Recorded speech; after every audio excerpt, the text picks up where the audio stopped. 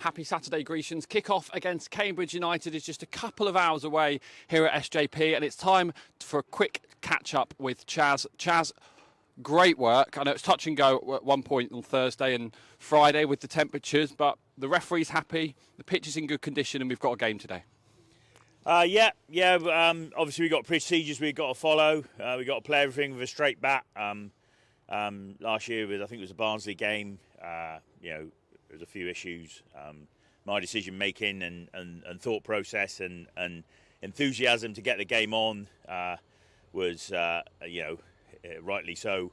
I didn't get it quite right, so we were given procedures to follow. And as we walked off the pitch on that day, the ref said to me, who was doing the inspection, he said, "Chaz," he said, "do us a favour." He says, "If it's ever dodgy, we'd rather come 10 times and it be okay than have to call a game off that close. If it's avoidable." Obviously, yesterday it was sort of touch and go. Probably wouldn't have played yesterday afternoon. But looking at the forecast, the only concern with the forecast is last week the temperatures were easily 2 to 3 degrees below what they were forecasting overnight. We put everything we had on this pitch. All the covers went on, so everything in our armoury went on, and it was still frozen under the covers. So we're reviewing that. I know myself and Justin, my line manager, we're going to be talking to the board about that and seeing if we can cover ourselves even more, because it's really important that we get these games on for everybody's sake, and more importantly that we don't call them off at the last minute, and that is the crucial thing. Trying to avoid that at all costs, because it's so disruptive and it's so unfair, particularly for the travelling fans, but also a lot of our fans travel, so people just got to bear with us. We do everything the best we can, and as I say, we play everything with a straight bat, do the procedures, and the EFL the Football League have been doing this quite a while now, so that's what we do, and we played everything straight today, and we got the game on, and everybody kept informed as best we could.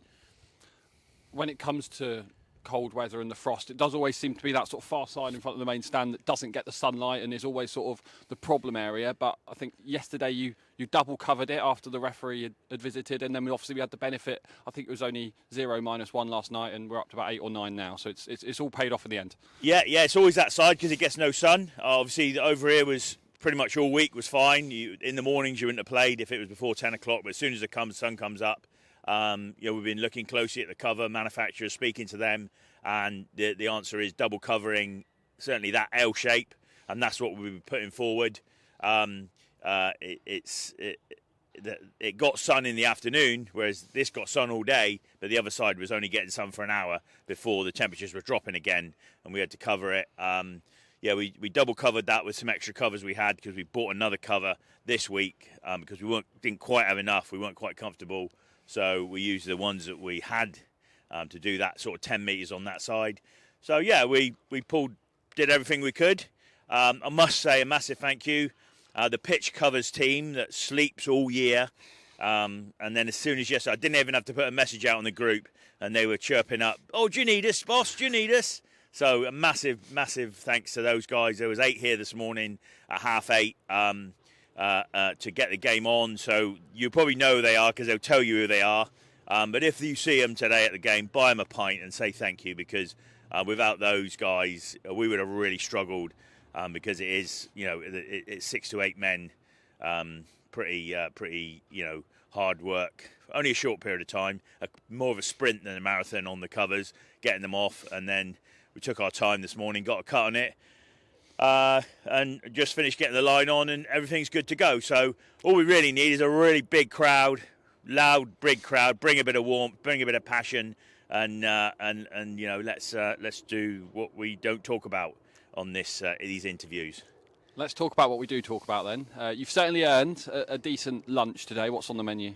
Well, to be fair, Justin, my gaffer, he nipped off. He was helping us with the covers, and then he disappeared. And I said, give him a chance, lads, because they thought he was shirking, gone in the warm office.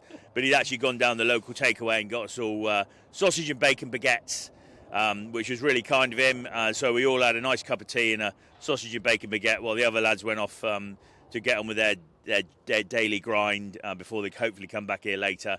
So that's what we've had. And John's brought some coconut cake today, which I thought was taking the mick a bit, really, with coconuts being a sort of tropical. Is it a fruit? Coconuts, are they fruits? Is it a nut? Or nut? I don't know. And maybe it's in the name. Fruit, I'm not sure. Fruit or nut? Coconut. Answers on a postcard, Maybe it please. is a nut. Maybe a nut. Yeah. We'll go with that for now. Yeah. Yeah. If you know, do feel free to give an answer online. We'll be interested because it saves getting up on Google. Yeah, Chaz, look, you've certainly earned a rest at some point today, and I hope well-earned food. I speak on behalf of all of us. Thanks to you and the team for all your hard work this week, and let's hope it's certainly worth it on the pitch later. Yeah, the one thing I will mention is yesterday there was talk of you giving us a hand with the covers, maybe part of your learning curve. And when it came to put the covers on, I had a little look around for you, but you two boys, particularly the gentleman behind the camera as well, was nowhere to be seen. And then after we put the covers on, I went round to sort of check you all right, really, because I knew you said you wanted to help, and you were both tucked up in your warm office. So maybe next time when we put the covers out, you might want to give us a hand, and we can go use it as part of your learning curve sort of thing. I'd argue there's photo evidence of me with the covers yesterday. Okay, all right. There is. Is there? Okay. It was for about 30 seconds, but I did help. 30 seconds? You're egging that one up, aren't you? Yeah, all good stuff.